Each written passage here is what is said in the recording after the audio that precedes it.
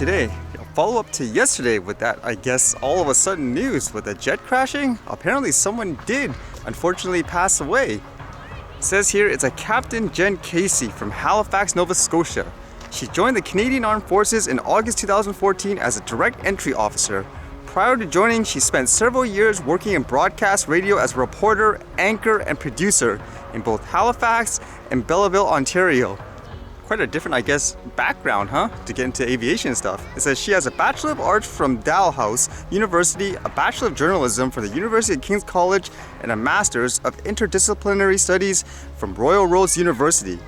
Her first assignment as a public affairs officer was at Wing 8 Trenton, the Royal Canadian Air Force's home air mobility.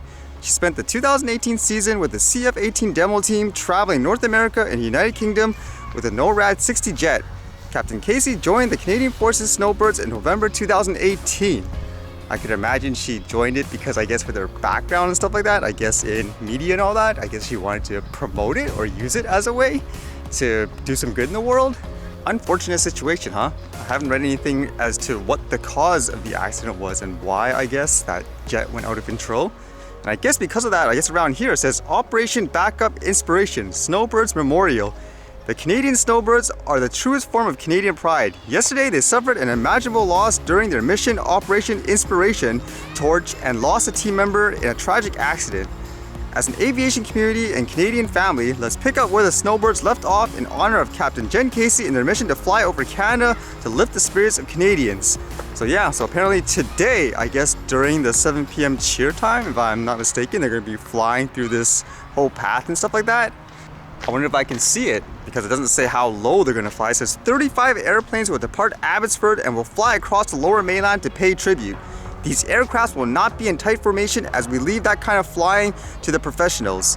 Once the first aircraft passes, there will be a line of aircraft that will last approximately 14 minutes. And it says, please join us in observing a moment of silence as the group flies over.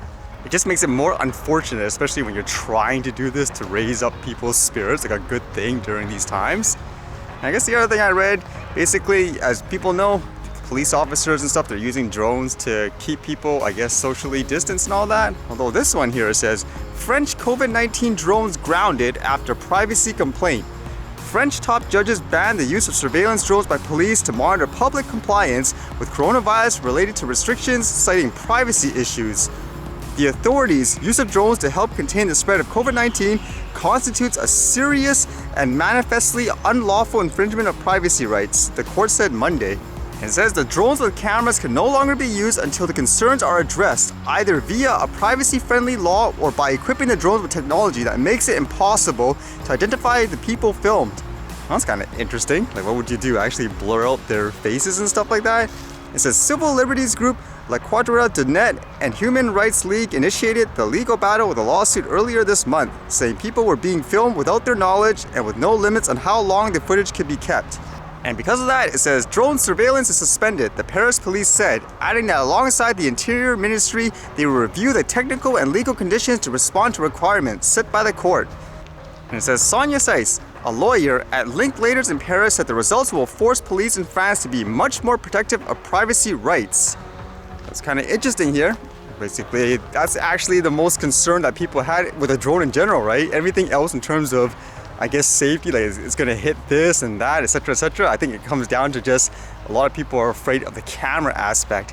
Although legally it will be interesting, because if it's just filming people in a public place in general, technically that's legal in general. Like if someone walks around with their smartphone, captures people and so forth, there's nothing wrong with that. It's a public space. Like there's no expectation of privacy, as they would say. But I guess in this case, because they're using it for things like law enforcement, maybe that changes it. Because I would imagine if it's just filming people in the public, what about all those cameras and stuff, like outside in businesses, around houses and all that? Like, wouldn't that be like illegal too? Again, I guess it comes down more to authority figures using it. So it's kind of interesting.